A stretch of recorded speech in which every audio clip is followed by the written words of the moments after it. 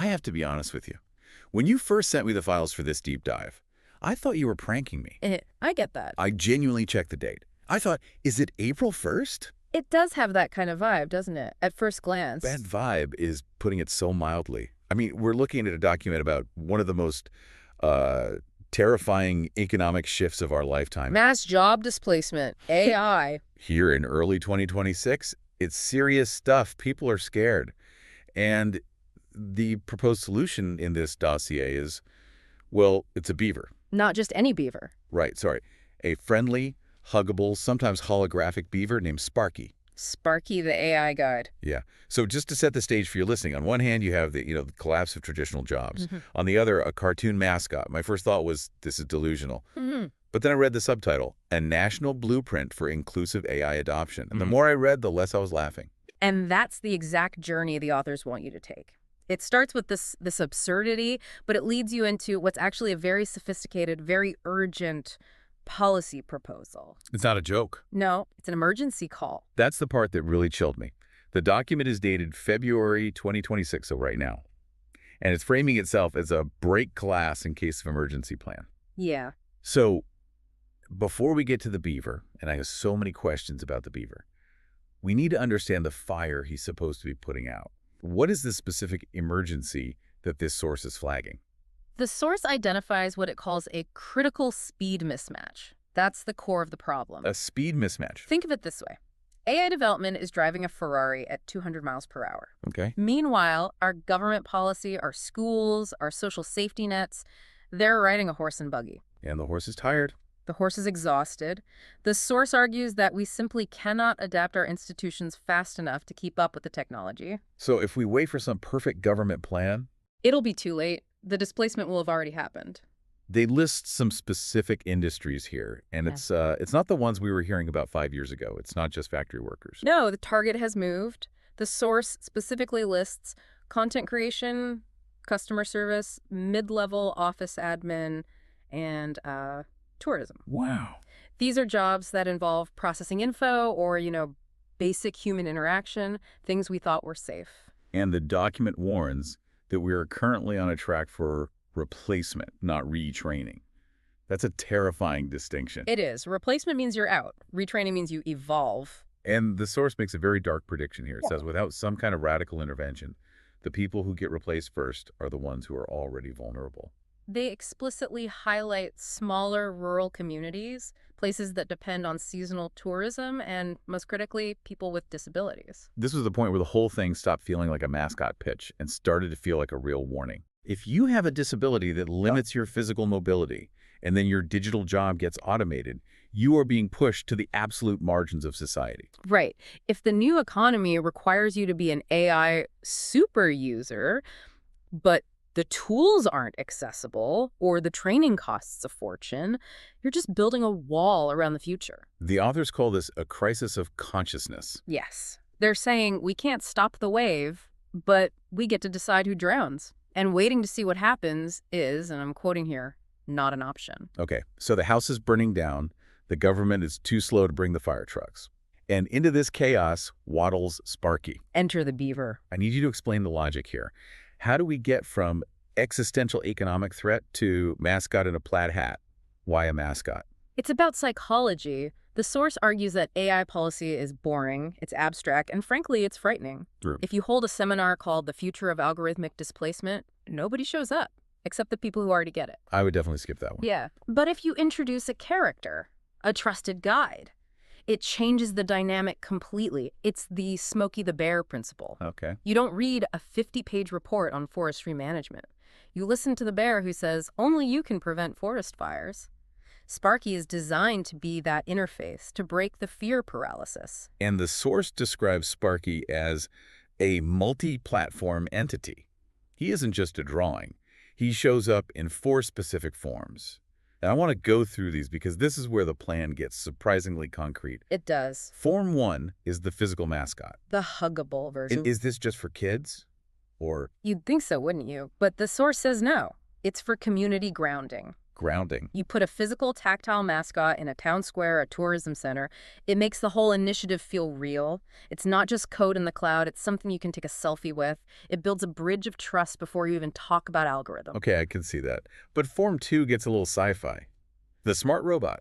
This is a mobile unit, right? Imagine a rolling kiosk that looks like Sparky, and it can go into classrooms or malls. But here's the key part. What's that? It's designed to model transparent AI behavior. What does that even mean? Transparent behavior. It means the robot explains what it's doing while it's doing it. It answers questions about its own programming. It demystifies the black box. Oh. So instead of AI being this magic trick that steals your job, it becomes a machine that you can actually interrogate. It teaches you how it works just by interacting with it. So it's an educational tool disguised as a toy. Exactly. Then we have Form 3. This is the one that really made me pause. The life-size hologram. Yes, the proposal for hologram parties. Okay, be skeptical with me for a second here. The economy is crumbling, rent is due, and the government says, hey, come on down to the town hall, we have a hologram beaver. Yeah.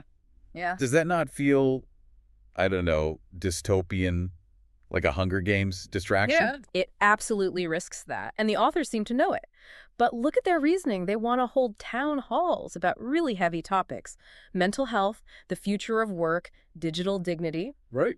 If you hold a boring lecture, people fall asleep or they get angry. But if you make it a performance, a spectacle, you get engagement. They call it Awaken Consciousness on Ice. Which is a hilarious title, but the goal is serious. It's using the hologram tech to show people what is possible. It's a demonstration. A demonstration of the very tools they need to learn. You're not just hearing about the future, you're watching it perform on stage. And then Form 4, which I actually think might be the most effective one, the web series. The TikTok and YouTube Shorts strategy. This makes total sense to me. If you want to reach people in 2026, you don't write a manifesto. You make a 60-second video. And speed is the crucial factor here. A government white paper takes a year to write and approve, but a sparky video that says, hey, this specific admin task is about to be automated. Here's the tool you need to learn today to stay ahead. That can be made and sent out in 24 hours. It's weaponizing viral algorithms to save people from other algorithms. That's a great way to put it. It's an early warning system that moves at the speed of the feed. So we have the mascot, the robot, the hologram, the videos. That's the brand. But a brand needs a product. And the source details a very specific pilot program in New Brunswick. Yes, the New Brunswick AI-powered inclusive tourism hub. This is where the rubber meets the road. Yeah. Because usually when we talk about AI and tourism, we think of travel agents getting fired, automated hotel check-ins. Right. This proposes something completely different. So walk us through the business model here. The core idea is to just flip the whole narrative. So instead of AI replacing workers, it allows people who couldn't do the physical work to enter the market. Oh. The pilot proposes training people with disabilities to become hologram creators and digital guides. Okay, how does that actually work? Let's say I'm a tourist visiting the Bay of Fundy. Okay. So traditionally, to get a guided tour, you need a human guide to physically walk you down the trail. That requires mobility. It limits who can do the job. Sure. In this model, you arrive at the site, and through your phone or some AR glasses, you access a holographic guide. Maybe it's Sparky, maybe it's a historical figure, and it narrates the history, tells local stories, points out the geology. And who made that hologram? That's the unlock. A local creator, maybe someone with limited mobility who's working from home, used AI tools to script, voice, and animate that entire experience. So they're creating, like, digital real estate on top of the physical land. Exactly. They are decoupled from the physical labor. They don't need to hike the trail to sell the tour. They move from being recipients of disability support to being creators in the experience economy. They're getting paid for their storytelling and their technical skill, not their ability to walk up a hill. That is a massive shift. It turns the vulnerable demographic into the tech experts. And it creates a product that is totally unique. It's preserving local culture stories, language, history, using the newest tech. It's not just about efficiency, it's cultural preservation. This connects to the section in the source about philosophy, because this isn't just about jobs, is it? There's a section here on mental and emotional safety that I found really unusual for a tech proposal. It is unusual. Usually these documents are all about GDP and efficiency rates. But this source acknowledges something profound. Which is? That losing your career to a machine is traumatic. It's a form of grief. It calls for community circles. Yes, places to process that fear. The authors argue that if we just throw tech tools at people without acknowledging the anxiety, the anger, the loss of identity, the whole thing will fail. People will reject it. So Sparky isn't just teaching you how to code. No, he's facilitating a conversation about what it means to be human when machines can do your job. That's where that kindness aspect comes in. It feels like they're trying to engineer a soft landing for the human psyche, not just the economy. Which is arguably the harder problem to solve. So we've got the pilot in New Brunswick, but the vision here is national. The source outlines a roadmap for 2030 and 2031. They call it the hologram tour. The road show. Okay, so imagine this. It's 2030, you go to your local hockey arena, but there's no game. It's a hologram ice party. Yeah. What is actually happening inside? It's a resilience lab disguised as a concert. Okay. You go for the spectacle, the giant holograms, the music. But once you're inside, the people running the show, the people on stage are those same creators we just talked about. People with disabilities, people from rural towns acting as the mentors. So the people who are at risk in 2026 are the leaders in 2030. That is the vision. They are teaching the rest of the community how to use these tools. Here's how I built a business using AI. Here's how you can too. It turns the victim narrative completely on its head. It's a powerful image. But, I have to be the skeptic again, it relies on the government actually listening to this proposal. The source has a section on policy implications. What are they asking the people in power to actually do? They're asking for three main things. First, funding. But not just throwing money at tech companies. They want to fund disability-led hubs. Okay. They want to take that New Brunswick pilot and replicate it across the country. So invest in the community centers, not just the silicon. Right. Second, and I love this one, measure dignity. Measure dignity. That sounds great, but how do you put that on a spreadsheet? That's the challenge, right? Currently, we measure success by GDP or employment numbers. The source argues we need to track new metrics. Like what? Like, do people feel autonomous? Do they feel their culture is being preserved? Are they mentally healthy? If AI boosts the economy by 10%, but depression rates skyrocket and everyone feels useless, that is a failed policy. That is a radical rethinking of economic success. It is. And the third ask is to adopt the model. Use Sparky, or a character like him, as a national symbol. Make AI literacy a public utility, like water or electricity, with a friendly face on it.